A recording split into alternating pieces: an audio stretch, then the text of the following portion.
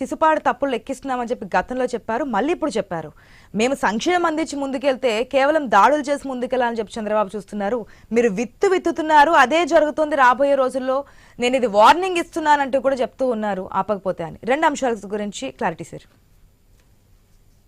ఆశా గారు, ముందుగా మీకు ఐన్యూస్ ప్రేక్షకులకి, అదేవిధంగా విశ్లేషకులు పెద్దలు మూర్తి గారికి, డిబేట్ లో పాల్గొన్నటువంటి బీజేపీ నాయకులు వెంకటేశ్వర రెడ్డి గారికి, వైసీపీ నాయకులు వెంకటేశ్వర రెడ్డి గారికి అందరికీ నమస్కారం. మనం ఇక్కడ చర్చించాల్సిన అంశాల్లో రెండు అంశాలు కూడా నేను క్లియర్ గా చెప్తున్నాను. ఈ రికార్డుల ధ్వంసం ఏదైతే ఉందో ఇది వైసీపీ వాళ్ళకి కొత్త కాదు. మీరే చెప్తున్నారు ఎందుకు జాగ్రత్త పడలేదు అని అడుగుతున్నారు. వాస్తవానికి ఈ ఎన్నికల ఫలితాలు వెల్లడైన తర్వాత ఎన్డీఏ కూటమి ఇంకా ముఖ్యమంత్రి బాధ్యతలు ఇవన్నీ తీసుకోకముందే సెక్రటేరియట్ ని క్లియర్ కట్ గా అలర్ట్ చేశారు. సెక్రటేరియట్ నుంచి ఏ విధమైన ఫైళ్లు బయటికి వెళ్ళకూడదని ప్రిన్సిపల్ సెక్రటరీ గారు నీరబ్ కుమార్ ప్రసాద్ గారు ఆదేశాలు జారీ చేసి చాలా వరకు కంట్రోల్ చేశారు. అయితే ఇదొక పెద్ద అరాచక వ్యవస్థ. వాళ్ళు ఎప్పుడో ఆ రికార్డులు సెక్రటేరియట్ నుంచి ముందుకు పట్టుకెళ్లారా, లేకపోతే ఓఎస్టీల దగ్గర ఉంచారా, లేకపోతే పెద్దిరెడ్డి రామచంద్రారెడ్డి జమానాలో దాచిపెట్టారా, ఎక్కడ పెట్టారు అనేది రకరకాల ఇప్పుడు ఎలాగ దర్యాప్తులు వెలుగు చూస్తాం. ఇది ఏంటంటే అధికారం ఉన్నప్పుడు అక్రమాలు చేయటం, ఆ అక్రమాలు వెలుగులోకి రాకుండా దాచిపెట్టడానికి చూడటం వైసీపీ వాళ్ళకి అలవాటే.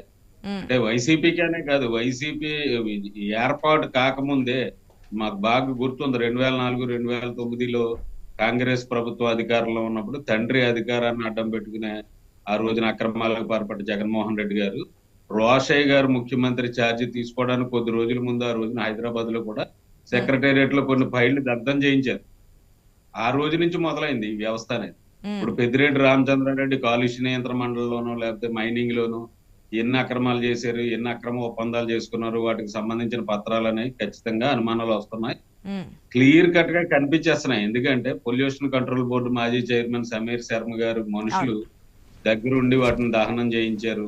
వాళ్ళంతా పెద్దిరెడ్డి రామచంద్రారెడ్డి గారితో కీలకమైన అవగాహన ఉన్న వ్యక్తులే కావడం ఇవన్నీ చూస్తున్నాం. ఎందుకంటే సీఎంఓలో పనిచేసిన ముత్యాల రాజు గారు ఓఎస్డి సాయి గంగాధర్ని, అలాగే కాలుష్య నియంత్రణ మండలి మాజీ చైర్మన్ సమీర్ శర్మ గారు ఓఎస్డి రామారావుని, సెక్షన్ హెడ్ శ్రీనివాసరావుని విచారణ చేస్తున్నారు.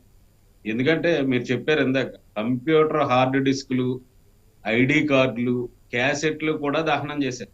ఇప్పుడు జనరల్ గా కొన్ని జరుగుతుంటాయి వేస్ట్ పేపర్స్ అన్నిటి, అది కూడా ఏ సెక్రటేరియట్ లోనో అక్కడ డంప్ ఉంటది. అవి ఏదైనా వేస్ట్ రికార్డ్స్ వచ్చి పడిపోతున్న దొంతరలు ఎంత పత్రాలు ఉన్నప్పుడు కొన్ని అవసరం లేనట్లని వాటిని ఆన్లైన్ చేసో పరిష్కారం చేసిన చోట తగలబెట్టడాలు అయ్యని మనం చూస్తుంటాం. కానీ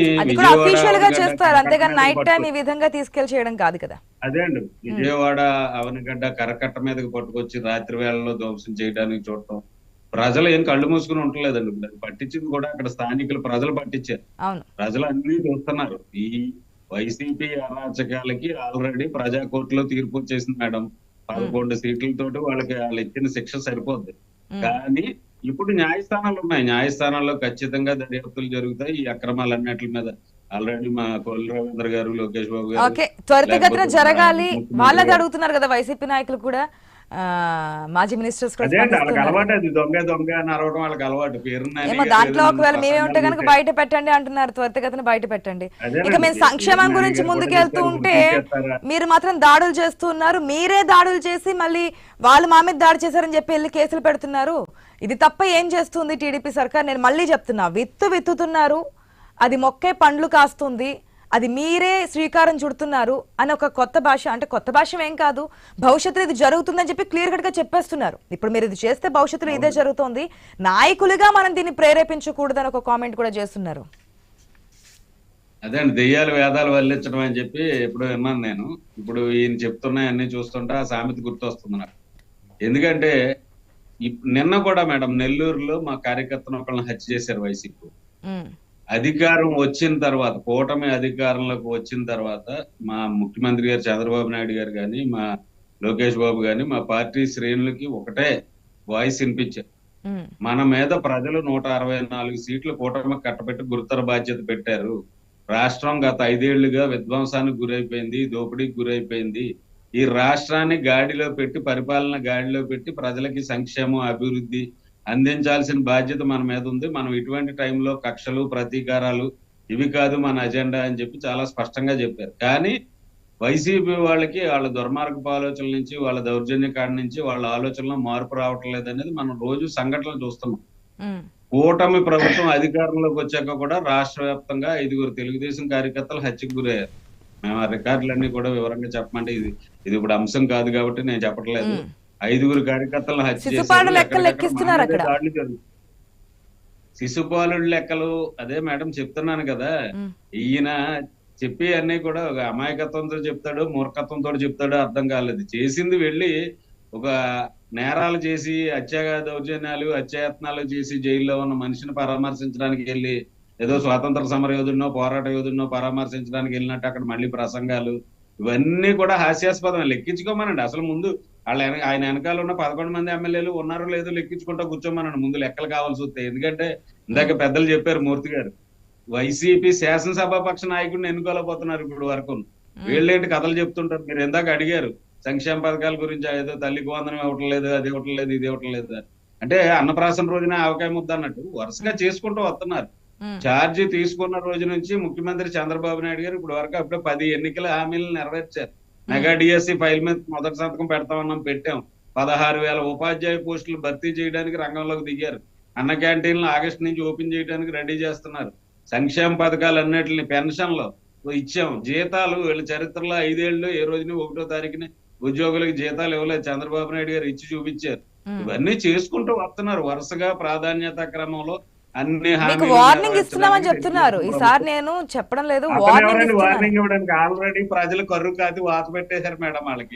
వాళ్ళు వార్నింగ్ కాదు, 2వ రోజునే శాసనసభ 2 రోజుల పాటు జరిగితే 2వ రోజునే సభకి రాకుండా పారిపోయిన మనుషులు వాళ్ళు.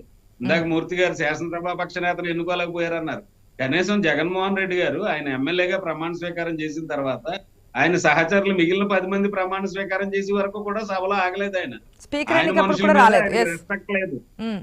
అటువంటి వ్యక్తి అతను ఏదో వార్నింగ్లు ఇచ్చింది. అసలు 5 ఏళ్ల తర్వాత ఆ పార్టీ ఉంటుందో కనుమరుగైపోతుందో చూసుకోమన్నాను ముందు. ఎందుకంటే ఈవేళ చెప్తున్నా భాగస్వామి వెళ్ళిపోయే వాళ్ళని వెళ్ళనివ్వండి. నా తల్లి విజయమ్మ నేనుతో స్టార్ట్ చేస్తాము, మళ్ళీ అక్కడి నుంచి స్టార్ట్ చేస్తామని కదా పెట్టాడు. అదే మేడం చెప్తున్నాను కదా. ఎందుకంటే బీజేపీ గాని జనసేన గాని, ఎందుకంటే మా అధినేత చంద్రబాబు నాయుడు గారు చెప్పేశారు వైసీపీ వాళ్ళకి ఎవరికి మా పార్టీలోకి ఎంట్రీ లేదు, నో ఎంట్రీ, మనం తీసుకోవటం లేదు అని. వాళ్ళు బీజేపీ చుట్టూ 4 ఎంపీలు ఆల్రెడీ బీజేపీ చుట్టూ తిరుగుతున్నారు. బీజేపీలో జాయిన్ చేసుకోమని మొరపెట్టుకుంటున్నారు. అయితే మిత్రపక్షాలుగా ఉన్నాం మేము, టీడీపీ బీజేపీ జనసేన కలిసి వెళ్తున్నాయి కాబట్టి తీసుకోకూడదని వాళ్ళు ఆగుతున్నారు కాబట్టి. కానీ